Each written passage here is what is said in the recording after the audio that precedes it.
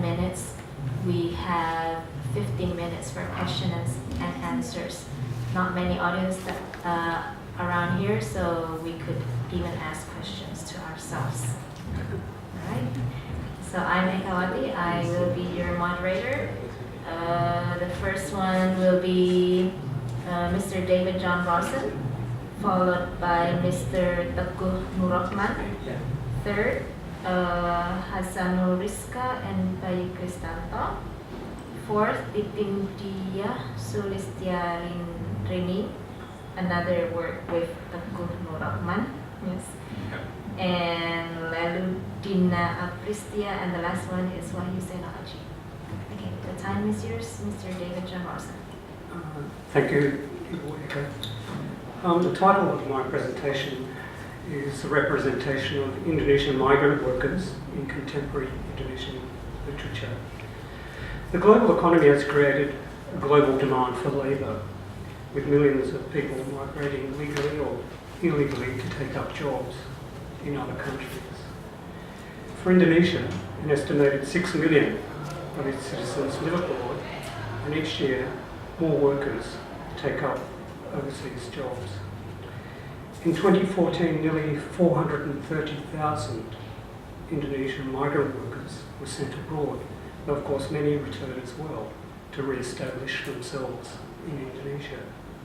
So some of the questions that arise are, what are the experiences of these migrant workers? What is their sense of belonging as they move from one culture to another culture and then back into their own culture? Slide. In the media, there is a public narrative of risks versus rewards. There are horrific stories of migrant workers being abused by their employers. But at the same time, there are rewards to the individual and to the nation, hence the term pahlawan devisa, heroes of foreign exchange. The New Order regime commenced a program of exporting workers in its first 5-year plan from 1969 to 1974 as a source of revenue, but did not sign any international labour agreements. During the Reformation period, migrant workers are still called pahlawan devisa, but the Reformation era governments have signed international labour agreements and are addressing cases of abuse. In literary studies, there has been very little academic research into the representation of this very large group. I was only able to find 2 studies. One was a thesis in 2011 about migrant worker experiences in Hong Kong, and an article in 2011 about short stories about migrant experiences also in Hong Kong. So the purpose of this presentation is to examine the representation of Indonesian migrant workers in Indonesian short stories over the period 1990 to the present.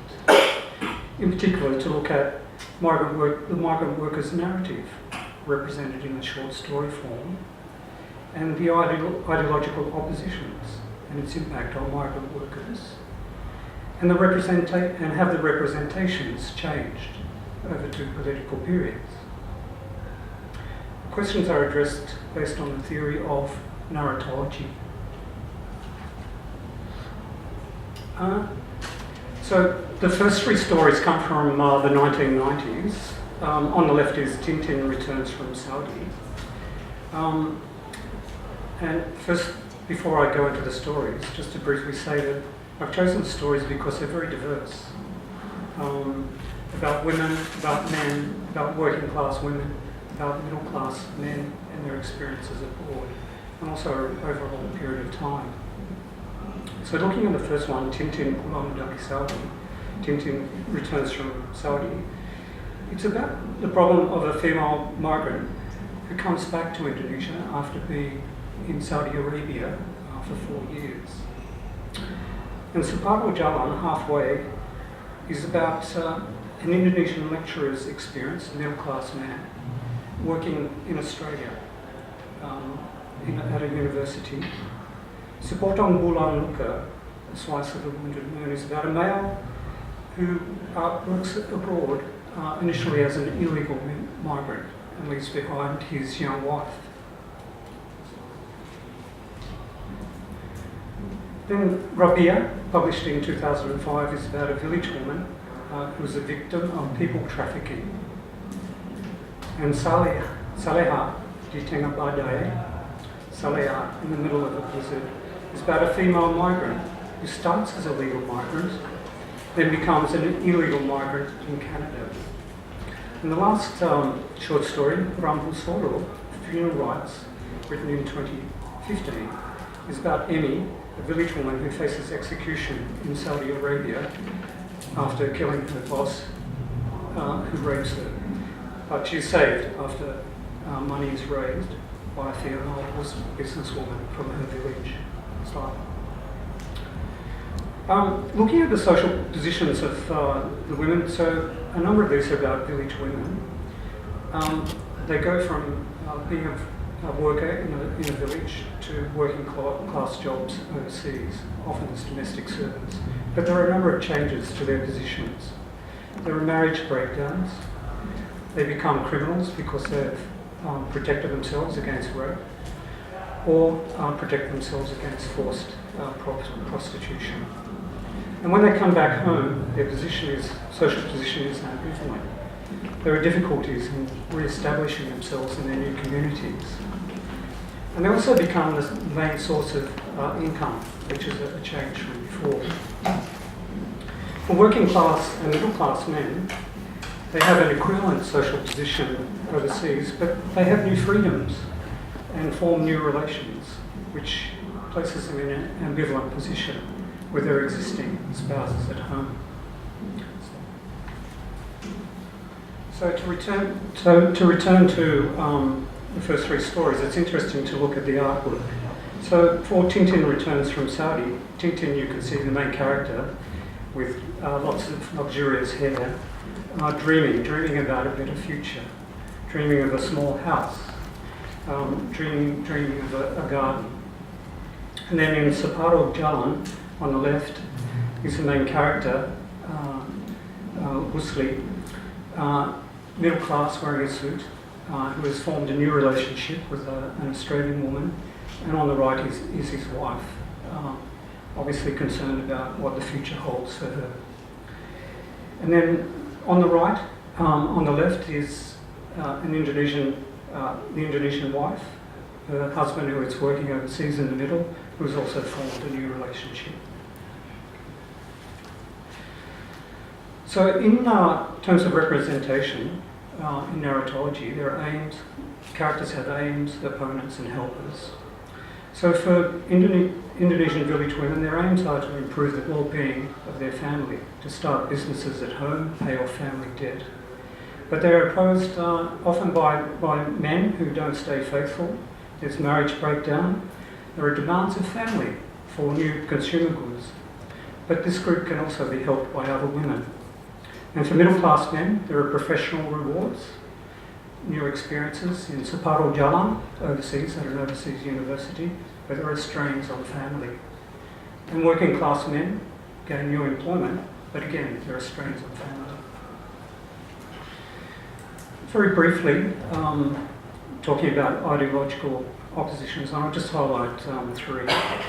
So there's global capitalism, which leads to issues of exploitation of women. There are also, which contests with a village economy, where local jobs are created and traditional industries are revitalised. In terms of patriarchy overseas, particularly village women face sexual assault, and at home pressure to work again overseas to pay off improvements to houses. Versus feminism, with the rise of women entrepreneurs, they're able to help other village women to stay at home rather than taking risks by going overseas. And there's individualism versus family and religious ideologies. So for men, conflicted in terms of forming new relationships overseas in cultures that valorize individualism versus maintaining their own religious and family roles. Next slide.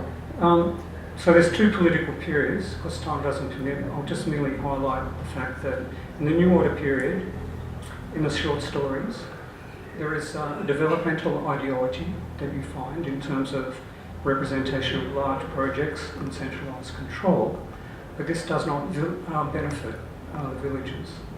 Whereas if you go to the Reformation period, there's more of a socialist leaning ideology presented in the short stories, with government support for small regional industries, and also consular support, meaning that women don't feel forced to work overseas. Next slide. Just to conclude, in terms of the sense of belonging, it's particularly marked by gender and class differences. So migrant women workers feel alienated by their experiences. For male migrant workers, there's freedom to form new relationships, but a sense of feeling conflicted. And middle-class professional men gain new status when they come home after working at an overseas university. And migrant workers across the two political periods are largely similar, but fraught with risks, but still offering the potential of financial and professional rewards. Thank you.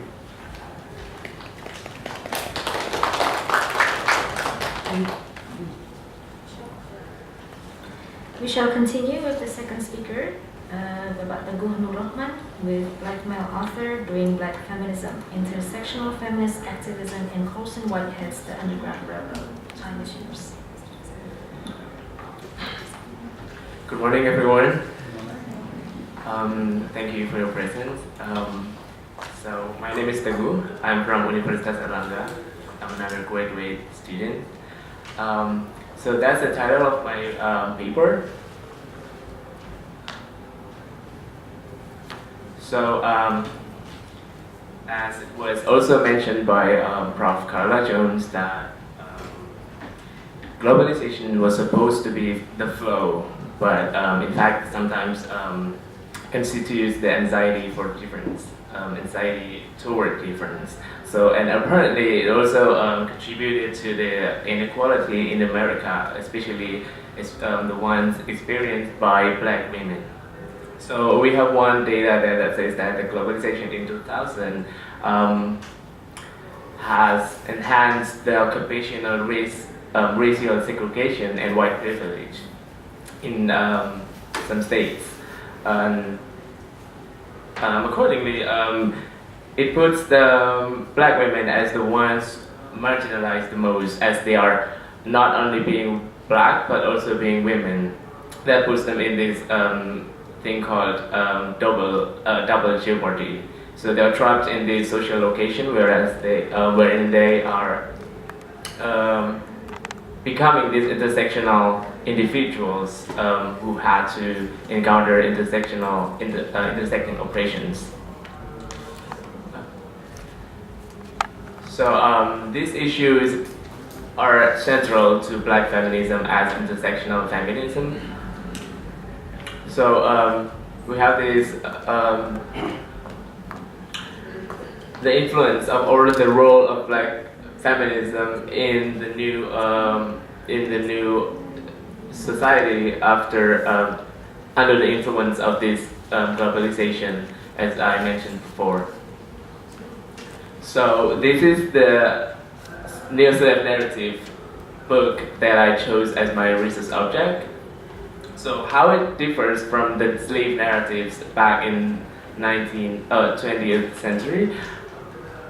The slave narratives emerged in different civil rights movements than the neo-slave narratives one. So it emerged from Black arts movement mostly in the past, but now it emerged in different civil rights movements like Me Too or Black Lives Matter. So previously it was predominantly about Black male writing about Black male, or the other way, But in this one, it's I highlighted about this book being like male author, and the main character is Cora. So it's black male author writing about black women as the main character, wherein the story revolves around this one particular woman. And it was about slavery during American antebellum era, antebellum years. So it was pre-Civil War era. So this is the theoretical framework I used. It's a black feminist thought by Patricia Hill Collins, but I only applied 2 out of those 5, which is controlling images and self-definition. So here's the brief definition of controlling images and self-definition power. So the theme in this historical novel it's mainly about black womanhood, although it's also about pursuit of freedom, how slaves escape and try to regain their freedom and liberty. So the images are stereotypes and the ones that represent African American women negatively. And in the other side, there's self-definition power, a power to determine their own personality or identity as a way to resist the controlling images. So we have this, the first image as breeder woman. I think you guys, you are already like understand the logic or the idea behind this image. As a female slave were forced to be productive and to increase the quantity of the slave either as a property to be sold or as a free labor force. And the second one, this is the interesting one. It called Hope Women. So that in the story, there is this one cabin within the plantation where they put black women, like female slaves that were considered as half human. So this was not by the white slave owners or white person. This was by their fellow black male. So the male slaves did that. They created created this image for these women, these specific women that was considered as like crippled. And in the other side there was the self-definition power, whereas where the Cora as the main character showed definite power to resist the system. It's an excerpt from the novel that says, "We know it, but we don't say it." She was referring to the power of African American population, and the pronoun "we" she used reflects her like collective awareness and leadership to understand herself as a like collective quantities instead of just one person. And that was how the women were portrayed in the story. And my research continued to the discourse of black male feminists.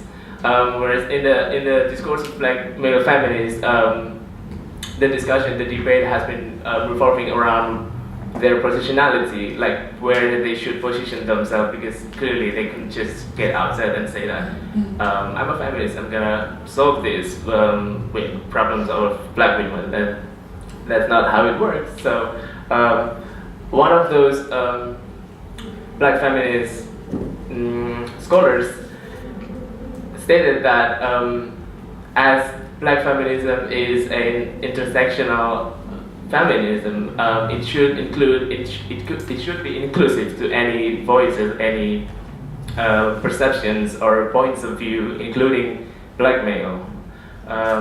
So the idea is to make new angles of vision to create new voices that could help solve the complexity of black women.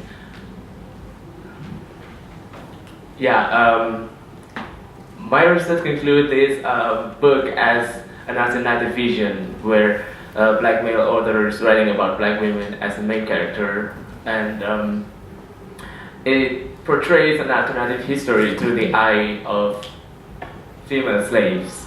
And the story portrays black women experiencing horror of slavery no less than men, and the intersecting oppression in a broader range of political issues. So it's not only on the categories of identity like gender, race, and social class that acts as a side of oppressions, but it also have like different categories, like something that more abstract, like ideology, imperialism, or probably the myth of American dream. And the journey of self-definition is the pursuit of freedom of the slave, strongly motivated by the desire of the character to regain the family, the lost family, and the lost heritage of her African heritage. So in conclusion, this paper had black feminism in black men's writing instead of black women's. I could say that it hasn't been explored much, and although it hasn't been explored much, I stated that as an alternative vision in terms of a new way of black man contribution to black feminist activism. They're not debating. This is not debating about their positionality, how they should be involved in this activism, but about making the black feminist writing itself. And again, although it hasn't been explored much, I would say that this is important to break down the barriers that constitute division and marginalization, therefore preventing black women's loss of a local identity. Thank you.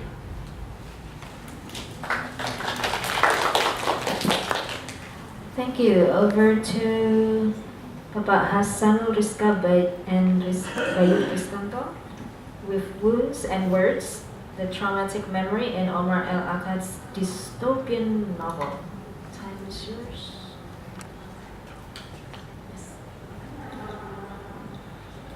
Thank you. My name is Hasan. I'm from Universitas Indonesia.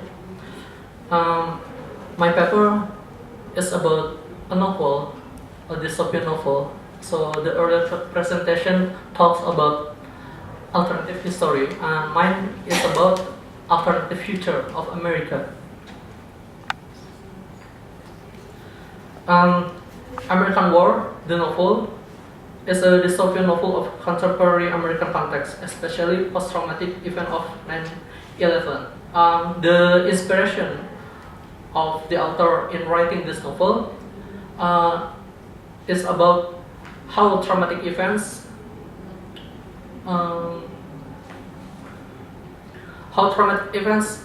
in view of the victim of wars in this context is Afghanistan war.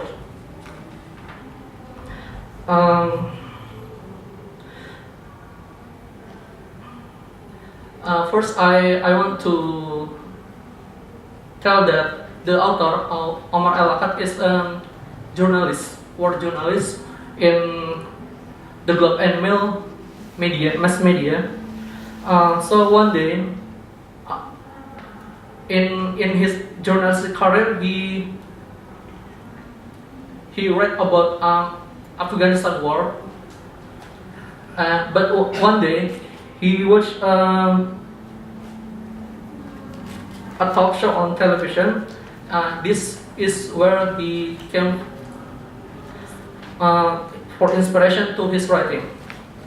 So he remember watching a talk show on television. The speaker of the event was a foreign policy expert who said that sometimes the US Special Force in Afghanistan do nightmare raids and ransack the houses, as well as hold women and children at gunpoint. So the situation in here is that the American soldiers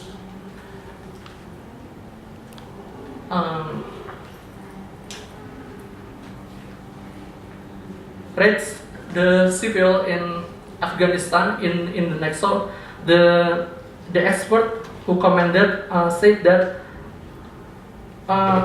it's understood that in Afghan culture this thing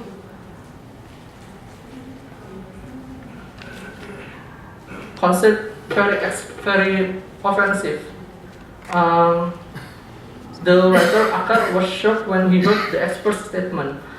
So he said that I have this in mind, taking things that have happened to people very far away and reciting them as elements of something very close to home. Jadi singkatnya begini.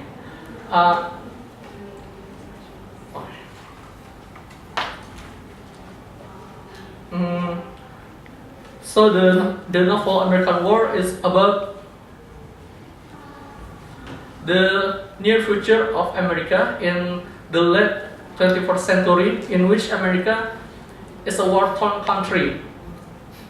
So in the future happened the Second Civil War, in which the North and the South was in war.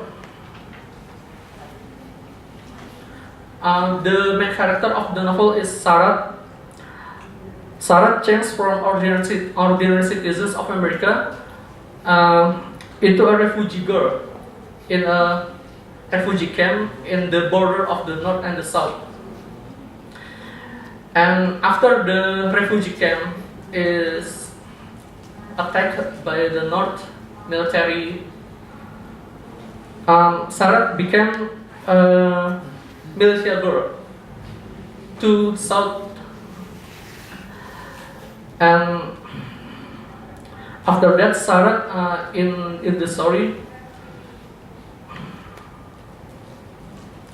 became a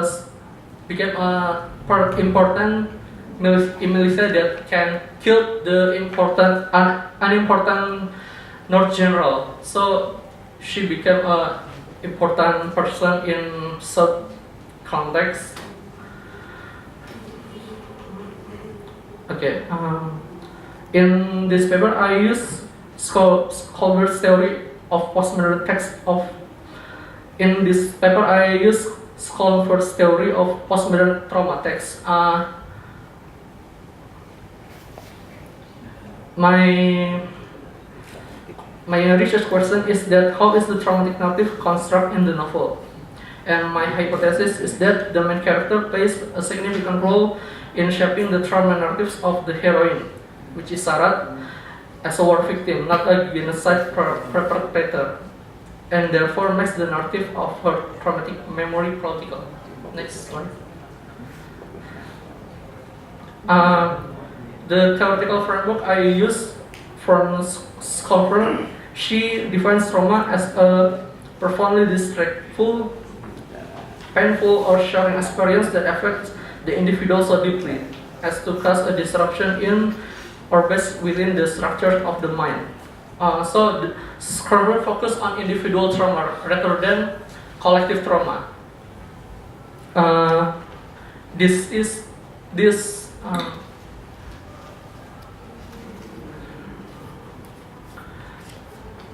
is useful for me to apply it in my paper. As you can see, Scholar's theory is used here because it tends to focus on individual and personal trauma. Because in the novel, the main story is about Sarah's trauma, how she endured life of once became ordinary citizen and then become a refugee and then a perpetrator genocide. Next.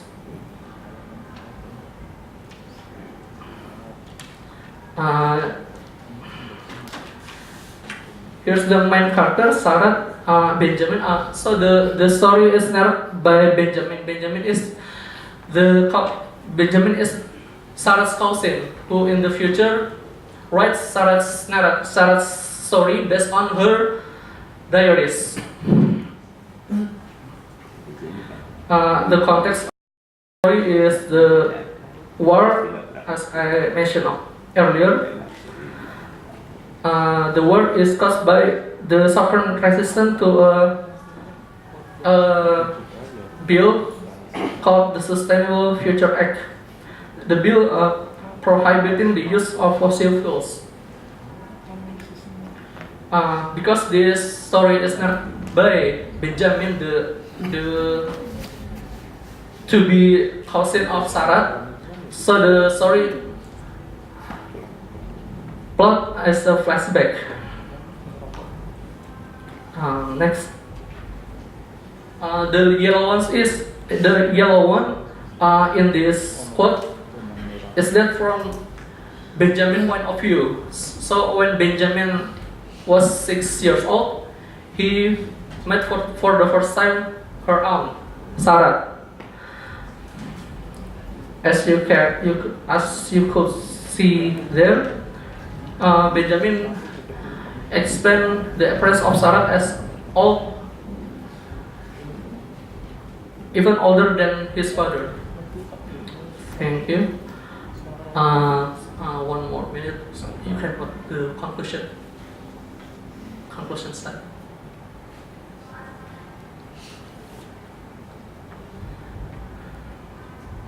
Yeah.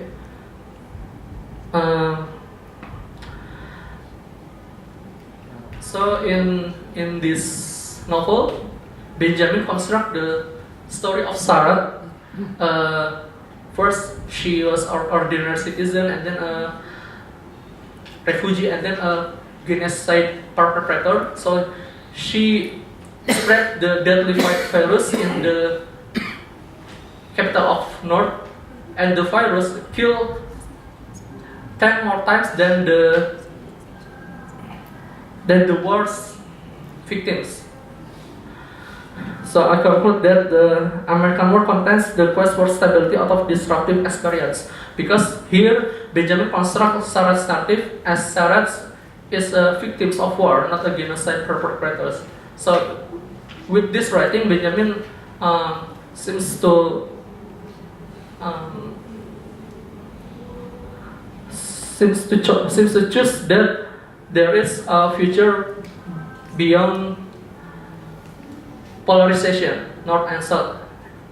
Thank you.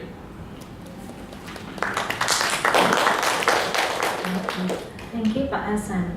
Time is now for Ibu Titin Dia Sulistiarini with her Dismantling the Complexity of Borders, Identity and Coming of Age in Nicholas Mainter's The Infinite. Time is yours.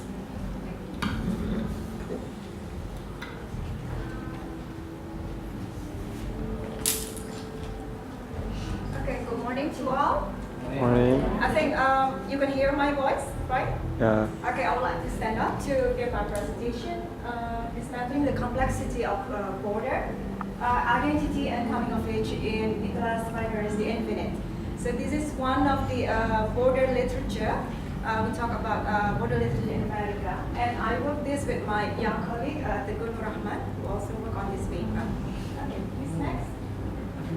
Oh yeah, this is actually the map of the U.S.-Mexico border, but probably the slide here, we only see the, should be more colorful, right, over there. Yeah. But on the slide, you can only see the black and white. Yeah. So this is the border. This is actually very long, thousands of kilometers, and probably yes. Next, you can see that this is what Trump want to build, right? So this is the border that Trump want to build, the wall. Yeah, this is one of his campaign. Yeah, so that's why this is very relevant when we talk about border literature. Okay, next. When we talk about border, actually it's a paradox. Yeah, when we talk about border, it's always something that limit. Yeah, give us a limit. Yeah, and because but if we see in the discussion of border, it's actually a lot of self-contradictions when we talk about border. In a sense, yeah, it divides people. If you have border, yeah, okay, I have border between me and Pak Bayu, yeah, and then means there's a line that separates us. However, if we see that, it's also something that will connect, yeah, and serve as interfaces of multicultural context. If we don't have border, it means that everybody is just the same, right? Indonesia and Malaysia, we have borders. Yeah, if there is no border, Malaysia and Indonesia are just the same. However, because we have borders, the Malaysian will identify themselves as Malaysians, Indonesian will identify themselves as Indonesian, and it connects us. We have the multicultural connections there. And border also sets up abilities and enclosures. because social processes enable and induce movements. We can move across borders. However, it also delimit and restrict. So if you want to cross border, we have to use passport if we want to cross another country, for example. And border become markers of belonging and also places of becoming. So in here, we always see a lot of paradox about borders. Next, please. And in this analysis of the novel that we are studying, we are going to use Gloria Anzaldua's theory of borderland. She's a Mexican-American woman. And here, how border can also still seen as a paradox, as something safe and unsafe. Okay, next. When we talk about border literature, so we talk about literature that usually talk about or see border as a liminal space. And here we have common issues about the character who confront problems, in internal or external divide. So they have problems not only because they have to cross the border physically, but they also have some emotional, psychological problem, and also problem with their identity. And it's not only about the physical border, because the border can also, later we can see it. Border also has something that to do, for example, the border in the hearts of the character. And the next, here we see how by crossing the border it will affect the characters. The journey, not only the physical journey, but also the psychological journey of the characters. Next. And this is the novel that we are analyzing. Nicholas Maineri's The Infinite, published in 2016. Next. And from Anzaldua's notion of border as the open wound. So if you imagine open wound, so if you have open wound, it hurts, right? If you just have that, it hurts. So you imagine that border is an open wound. It's always open, and it's never, after, if you have wounds, after some time it will get dry and it's be okay. But with border, it just bleeds and bleeds and bleeds. So you can imagine that if this concept is experienced by the characters that go or move across borders. Okay.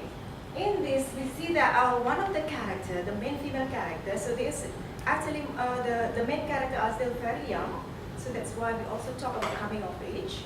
So they are still teenagers at the age of 16. Luz is the female characters.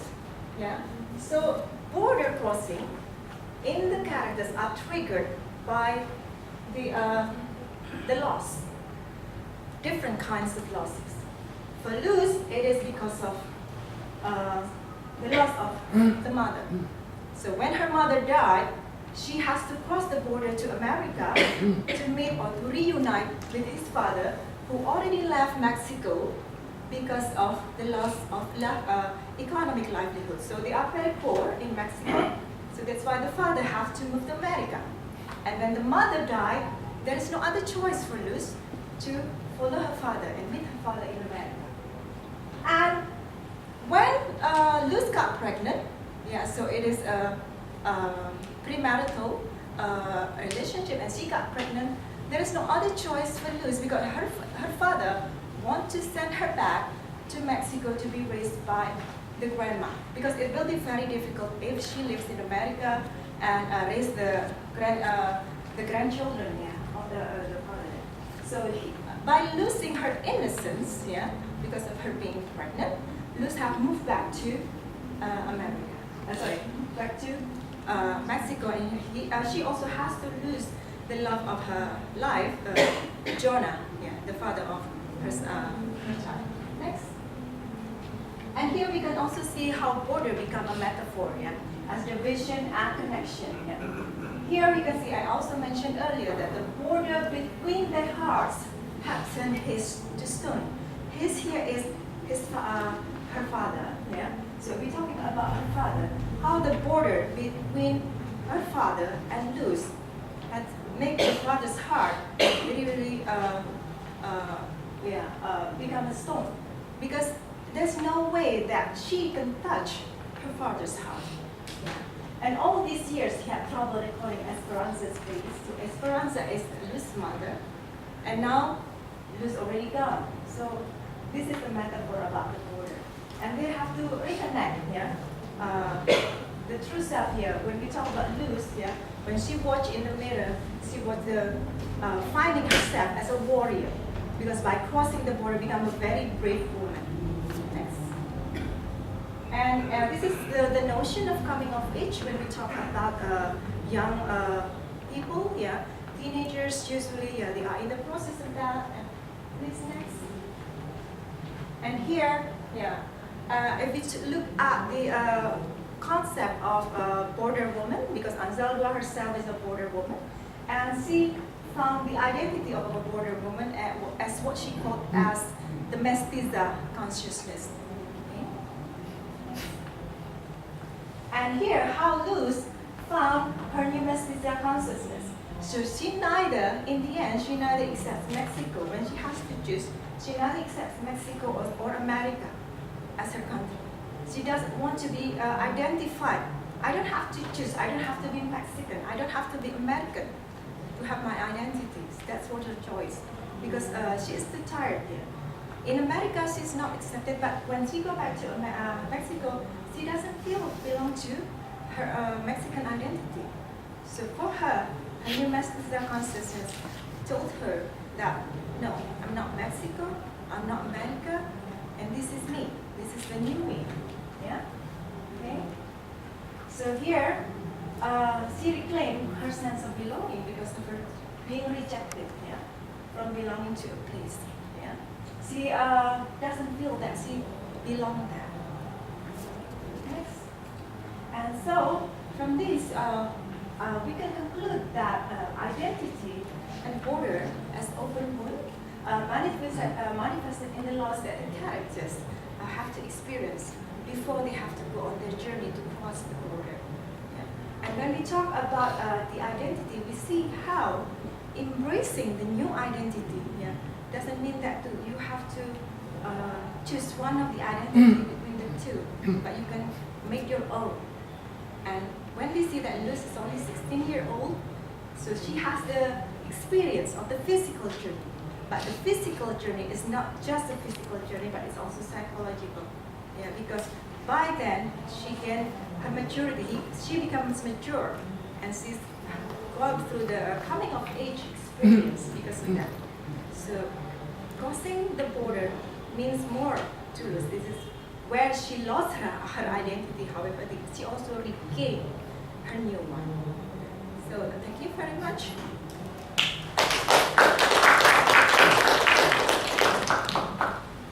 Thank you. The next presenter is Leludina Apristia with her paper on the myth of female beauty study of representation toward post-New Order novels written by males. Thank you so much for the occasion, for the time. Thank you so much for coming. Good morning. I'm Leludina Apristia. I'm from State University of Semarang, and I'm also PhD candidate here at Gadjah Mada University. And on this occasion, I would like to present my thesis titled The Myth of Female Beauty, Study of Representation Toward Post-New Order Novels Written by Males. Next.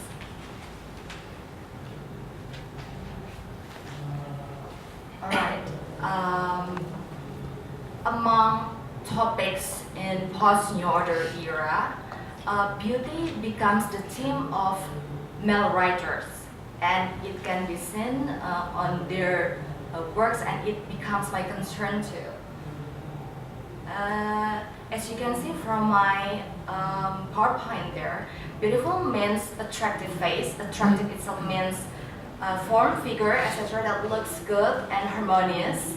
So beauty can be stated as concept about physical of female that is beautiful.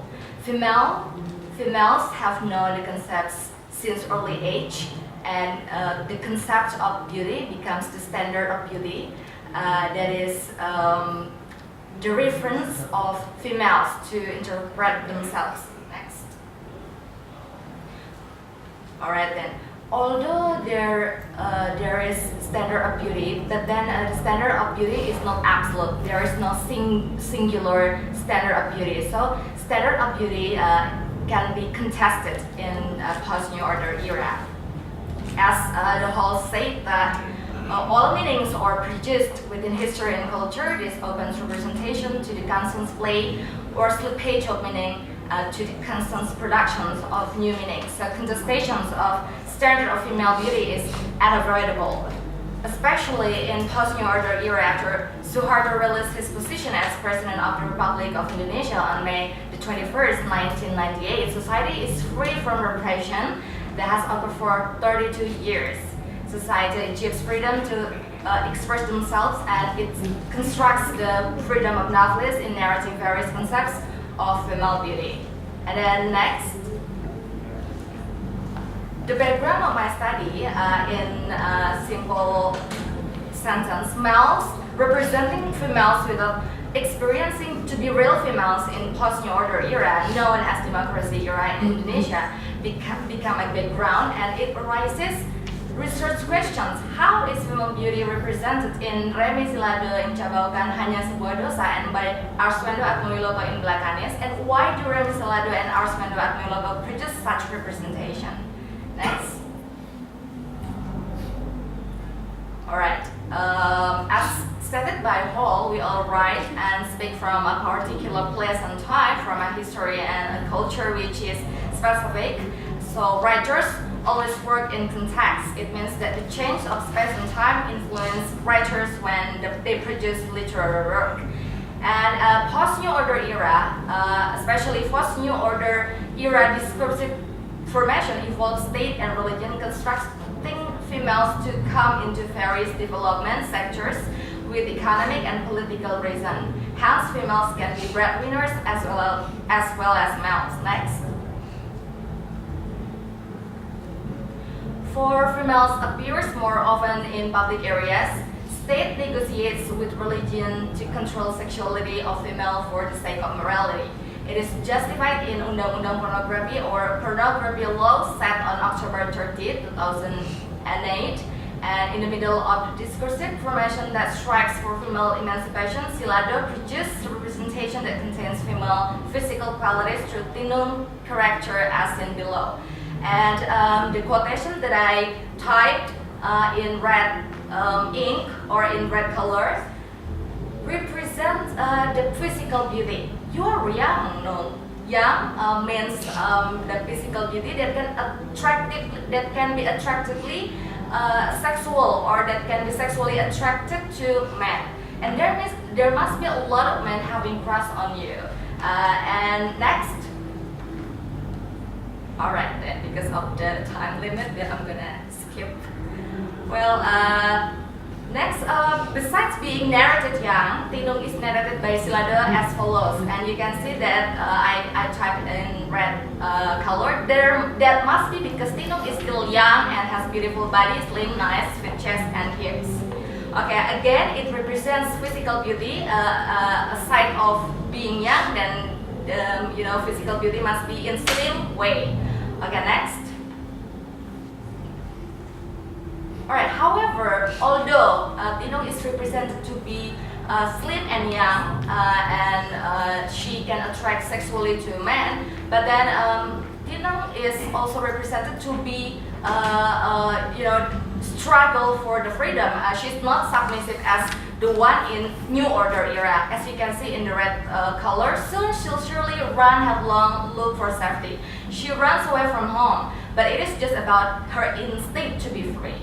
Okay, next to the factors forming the representation because of the time limit. Okay, according to Stuart Hall, constructionists state that representation is relational. So if we talk about the physical beauty, like young and then slim, it is constructed in relation with males in post-New Order. Next. You can see here, Cabalkan Hanya Sebuah Dosa written by Silado. After, since long time ago there have been sustainable habits, Chinese immigrants, etc. So being young and being slim is for the men, for the immigrants of Kalijodo. Next. I told you before that Tinung is also represented to be free, to get out of the stress or whatever from the immigrant. But then after running away from the depression, then she comes to another man. So actually from one man to another man. So apparently freedom is also related to male. I mean, women's freedom is also related to men in post-new order era. Next to the conclusion. Permanent female beauty is only myth. And male novelists indeed emphasize physical qualities which attracts other people of post-new order era females as found in new order female beauty. Yet male novelists construct beautiful females in post-new order era to be free. And then post-new order female beauty is formed in relation with post-new order males who are sexually attracted to female physical qualities. Besides, it is formed in post-new order discursive formation that is basically advantageous to males. Next. Thus, male novelists represent beautiful females in a post-new order era as the ones who bring sexual pleasure for males and influence males in freedom they want to achieve in order to not threaten masculine domination. That's all. Thank you so much. Thank you. Last but not least, about what you said, Aji. Remembering Baraka's judgment, absurd dramaturgy on the racial absurdity. Time is yours. Yeah, okay, thank you. So basically, I try to say that this is a black drama, but takes the forms as an absurd play. That absurd play is usually people think in a European style and highly metaphysical. People think about a philosophy, about God, about whether life has purpose or not. So if we really see what happened in literary work, for example, the ruling power, the European drama, then the one who has longer history moved to the abstract sooner than the low-class power. In this case, like, so you can, and Amiri Baraka trying to put a racial pain being blacks in a white society in an abstract way, in an absurd drama way, and people it creates a kind of havoc that people blaming and also praising his work. You can see from the second slide. Just to take the example, this is from the biography, and people say that actually Baraka tried to say that I'm now seeing from a different perspective. People hate me. The old friends, Baraka grew up in with white, Ginsburg, Beat Generation. That all of them white actually. That's why he moved to that form, white form. And in the other part of the biography, he said that now I have to define my new self, breaking with the old ones. But the new one, the black, also didn't accept him because his form. If you read, if you see, then it's really like a kind of hate speech actually. It become a negative side for black writers and also white writers. So next slide, please. Baraka saying this is that he got an Obie Award, but the fellow authors, for example, Langston Hughes say that you are racist, something like that. And Baraka in the biography say, why if the weak claim his power, saying that I am the weak because of you, you did something wrong, then people now think of me as being a racist. So the real problem seems like not white racism, but now black racism. Yeah, that's a common thing. So we will see that from the perspective of white people, for example, not that you are racist. This is actually our problem, right? Here, for example, you are being Muslims, then you think that you are minority. The Christian think that you are majority. In the global world, that Christianity is majority. Then people think in a different way actually. But I just see the key is to make yourself in a minor position. Then as if you can say a lot. So see next. So I give you a background. Then actually there are different style of art. For example, if you see the flower and the jacket ones, what would you say? That beautiful flower is more, what is it? That's what I call, in an abstract art, a high class art. And the other picture that probably they tend to think about a class. People from low class, and probably the problem is how I feed my family in a jobless situation. But if you see the flower, if you think about the flower, what do you think? You talk about beauty, right? Something more abstract than real fight. In reality, then probably. So for example, the speaker before me thinking about being known about beauty. She ignored the race, for example. That's what happened actually. People tend to, if you choose A, you cannot talk about B. If you think about the abstract thing, the concept of beauty, identity, you cannot talk about the real fight as a human being. It's not an abstract entity. Usually the existential trait after the Second World War, thinking about what is life, what is it for, what if this life has no meanings. That's a high philosophical question. But at the same time, if people keep on that note, people might forget that actually you oppress the other. So for example, I step in him, but I'm thinking, what is beauty? Why I am here in the world? But keep on, hitting him. That's what happened in literary work. You know that the similar things in a post-colonial perspective, they write about butchering hate, but never say anything about being colonizing other country, about talking about Tarzan's Mowgli, not thinking about how you moved to India at the times. We focus on something higher. That's what happened. See the other thing, the next slide, see? Then we have a different style. The first one forces you to think about the form. Is it really a face? The left, I mean. We think about the color, we think about the media, make us thinking about the form, not just the contents. But if you see the realist representations, for example, that's a human just like a human, then we make us forget about the form.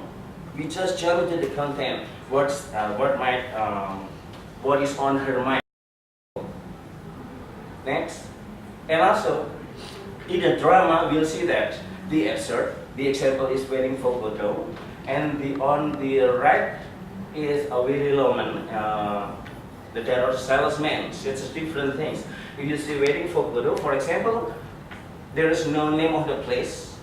Name identity might blur to something else. We can just pinpoint this is, for example, Indonesia, Jalan Kartini, and blah blah. We do not bother about the setting, the real setting. But if the real is played, it's like a real human being. Now, Waiting for Godot is just to talk about higher entity. I know, not real entity, more philosophical, thinking about life. It's not real things, not here, not grounded. And what happened to Dutchman is actually this. Next slide.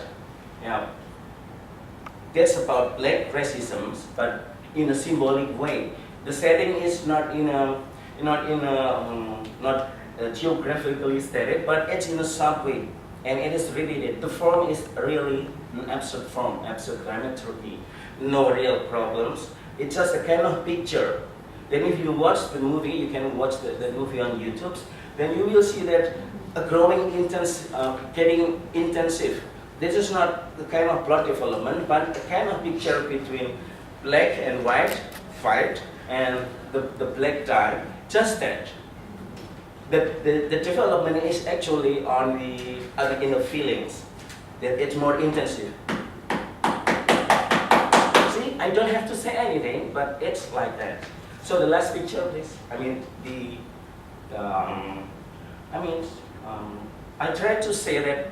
Okay, I try to say that now we have more concept to see that. For example, that Amiri Baraka tried to imitate, but we will see it in a more positive way, like in the act of mimicry. You know, when you see topeng monyet, make you amazed but ashamed because it looks like you. Then you can see that, huh? It's so much like me. Am I that bad? And the absurd style, the European way, when seeing Baraka style, trying to say, am I that bad? Am I so careless about a real problem, human real problem, about racial problems? So, yeah, basically that's the idea.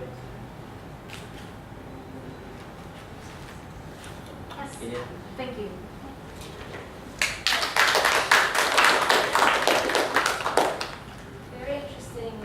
Very interesting topics from the 6 speakers. The first one was from Mr. David John Rawson. He was informing us about the Indonesian migrant workers. One of the conclusions that he has informed us is that the migrant workers are taking risks. But while they are taking risks, they also have the potential of raising the family's finance, and that is the most important aspect, isn't it? Yes. And so with the second speaker, black male author doing black feminism, Mr. Teguh Nur Rahman is saying that this is something new. People have been overlooking the fact that there is this possibility of a black female author writing about black females. Usually it's black female writing about black females, but now black female can be in there and talking about black feminism. But Mr. Hassan was talking about wounds and words. He was more or less saying that there is a character in his novel. Am I wrong? Am I right? Okay, so in the novel, using the post-traumatic text theory, we are able to find out the kinds of trauma that the characters would be experiencing, and in this case, his character was going from a normal, ordinary woman and becoming a refugee until it becoming also a victim of war. So there are traumas in his novel when he analyzed it. With the fourth one, Ibu Titin Diah Sulistiarini was talking about the borders. Interesting that border, it can be regarded as a metaphor, talking about the heart being a border to oneself, but at the same time, it helps the consciousness until at the end of the novel, Ibu Titin was able to inform that the character she was analyzing had a mestiza consciousness, meaning that she was able to make her own identity, not really American, but not really Mexican, she's just herself. And Ibu Lelu was talking about the myth of the female beauty. Interesting that in her case, she finds that women's freedom is also related to men. So to become free, a woman has also to go to men. This is interesting. And the last but not least, Pak Wahyu Seno Aji, I like your last point. You said, am I that bad about racial problems? I think that could really make us intrigued into finding more about what absurdity is. Okay, so now it's the time for questions and answers. We still have how many? 15 or 10? 10 minutes. Okay. Who would like to ask? Yes. How about you? And any more questions? All right. How about you? Oh, okay. Three questioners. So my first question goes to Pak Teddy. is there any illusion in your reading of the stories regarding the fact that migrant women, those workers who are female, that in different localities outside of Indonesia they have different experiences, so probably different levels of oppression. For example, if they work in Singapore and they work in Malaysia and Hong Kong, the ones working in Hong Kong are less oppressed than those working in Saudi Arabia, for example. And it seems to be the latest development is there is so much agency for those people, women working in Hong Kong, for example, because they can invite to start to reach out that they can invite famous singers from Indonesia to perform for them, and then they can create clubs or communities. They can also explore their lesbianism, for example, so they can find themselves by going abroad. So that's my question: is there illusion in such thing in your reading? Because the illusion, one of the points of the illusion is that women tend to be alienated from the migrant experience. So, second question was to Master Gu. Yeah, you mentioned about black authors, right? Writing about female characters. What about the discourse of the womanist, for example, proposed by Alice Walker? Because in the womanist discourse, they are also, in a way, very critical toward black men who are actually oppressing a black women. Okay, so oppression is committed by both a white people, white men, and black males as well toward black women, right? So in that case, has there been any critique from black women regarding the rise of black male authors writing about a black female characters? Because probably those womanist thinkers, they still think that black male is still part of the oppression that the black women actually. Yeah, thank you. The question is goes to about.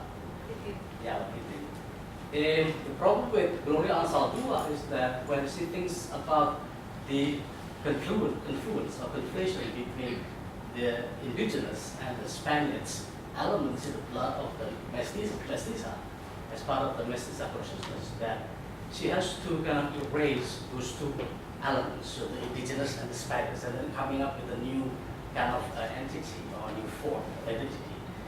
In this case, the mestizaje, right? But in that case, it seems like there is a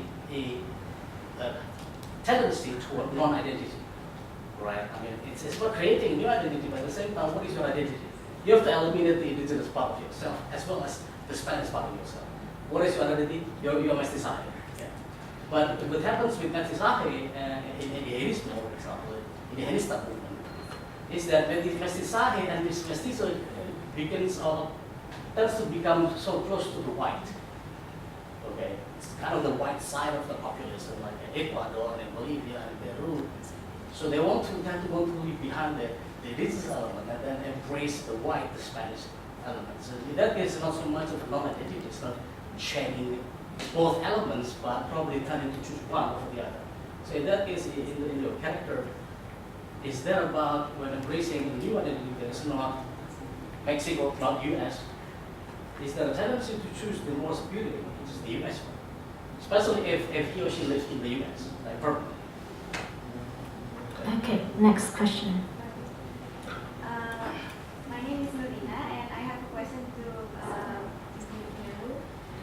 So you mentioned in your presentation that writers have always worked in context, and it just crossed my mind that what do you think about the factors that influence the male writers on writing the female about the female beauty in the novels? I mean, like, do they think about? Do you think the perceptions or the demand of the audience about female beauty? What is it like? What is female beauty looks like through the audience perspective affects the way that the male writers are writing their novels. I just want to ask about that perspective. Okay, and the last questioner, please. I have a question on your writing on female. Okay, thank you. And question to Mr. first question is, writers, male writers, write on email, and it's all on duty. Do you think that is wrong? Because I think here in Indonesia we still believe in the kodrat wanita. Even feminists say that's wrong. But most males, I know that female beauty is accepted. It's sometimes if you look at all the advertisements and all the cosmetics, there's only one goal, and it's selling beautiful. Beauty of women, beauty of men is different about it. So, what do you think? Must there be a shift that male writers write different things? Can male writers write on that women are not beautiful? Would that be accepted? That is my first question. George, that is my question to you. The question is that the judgment is that, to be honest, it's very difficult to follow your presentation, but when it was presented in 1964, it was thought that it was a critique on capitalism. Now you have an absurdity. What was the reason why do you research that on those type of themes, which is far, previously it was much easier to follow. It was more, but now I think for me, it's different. Why do you want to bring it up in that way? Okay. We only have more or less 5 minutes. Am I wrong? Am I right or wrong? Yes. Can we go a little bit over? There's a lot of questions, but anyway, in answering the questions, we're looking at that clock over there. We try to finish by 11:45 because you have Friday prayer. If you think that it is something that you would like to answer personally, then you can just say, as a quick answer, this is the answer, but I am happy to deal with it personally.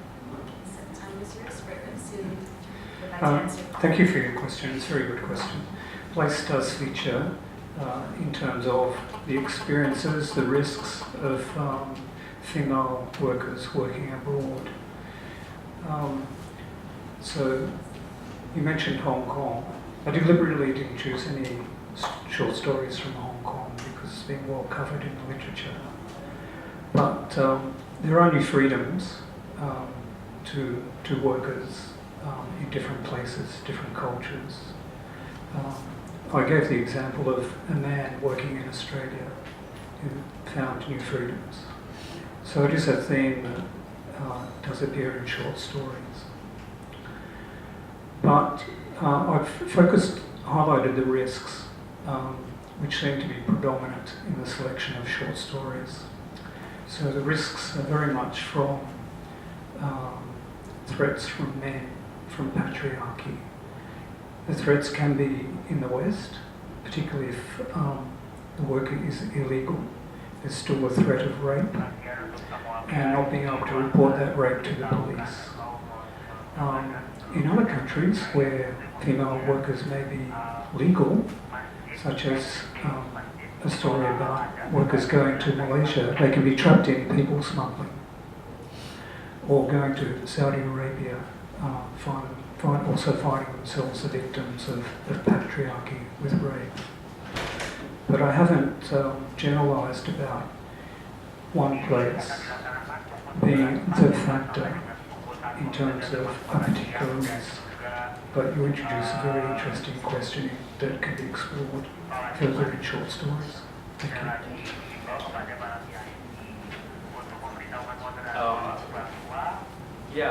Papa, there was an interesting question. Is there any critique from women about black men writing about black men? Well, historically there have been critiques about that. I would like to rephrase what I said. Actually, it was not new for black men to write about black female. what's new is that about black male authors writing about black women's struggle by putting them in a highlight and make the stories about them. And I prefer to say that it's kind of like a response to the previous critics, where historically black male authors also have like female characters in their slave narratives, but they were just kind of like token. Yeah. So my angle is that this is a response to the previous critics about that. Thank you, Bayu, for the very interesting question. Yeah, I do agree with you that many of the stories that tell about choosing an identity, when they finally say that I don't want to choose any, and then it turns out that in a way it more there's a tendency toward the more superior one, like the white, for example. However, in this story, this is interesting that Luz, the female character, there's already foreshadowing in the beginning, starting from the beginning of the story, how her mother always tells a story about the warrior princess, the Mexican warrior princess. And I forgot the name, Huachichil warrior or something like that. And she always remembered that, recalling that story, and even she retell the story to Jonah, her boyfriend. And then this is in the end, the identity that she has when she look at the mirror in the end of the novel. And that's when she look at her own reflection, she look at this warrior. She feels herself that she is the warrior. So probably in a way, even though she doesn't want to admit her being or having a Mexican identity, she is leaning more toward the Mexican, not the American or the white identity. Probably it is because it is a bit different than in the novel. Usually Mexican American, they always want to move to America and wants to stay there because that's the better way to have a life. However, in this story, Luz choose to go back to Mexico, and even if Jonah already come after her and asked her to go back with him to get married in America, but she refused. So she just stayed in Mexico. Even though she say, I'm not Mexico, still by looking at the warrior identity, so she's leaning toward more of the Mexican instead. Thank you. Next, we should answer your question. Thank you so much. Alright, Mbak siapa tadi namanya? Oh, what is your name? Sorry. Rina. Who? Rina. Rina. Okay, Rina. Nice question. Thank you so much for asking about a factor forming the representation. I told you before that the theory I use here is from Stuart Hall's representation theory, and representation is relational. So because the theory told me that representation is relational, so a factor forming the representation surely relation between men and women. And if you ask me about the demanding of the readers, have you ever read Laskar Pelangi, written by Andrea Hirata? Alright, you know that this is bestseller. Okay, and you know what about women facing struggle to get education is also in novels that is not bestseller. So there is similarity between bestseller or not bestseller, between the demanding one or not the demanding one. So the similarity is about discourse or the production area or the context of it. And in this case, post-New Order era, the context is about emancipation, or it seems like it provides emancipation for women. That's all. And for Excuse me, I'm yes. sorry. I have been told by the committee member Alright. that because the Sholat Jumat is starting soon, I hope you don't mind that for the rest of the answers, you would inform them directly. The mushola is just downstairs, and you would turn left from here. I hope that this is okay for everyone. It's very interesting, but unfortunately time is very limited. Thank you for everyone's Thank you so participation. much.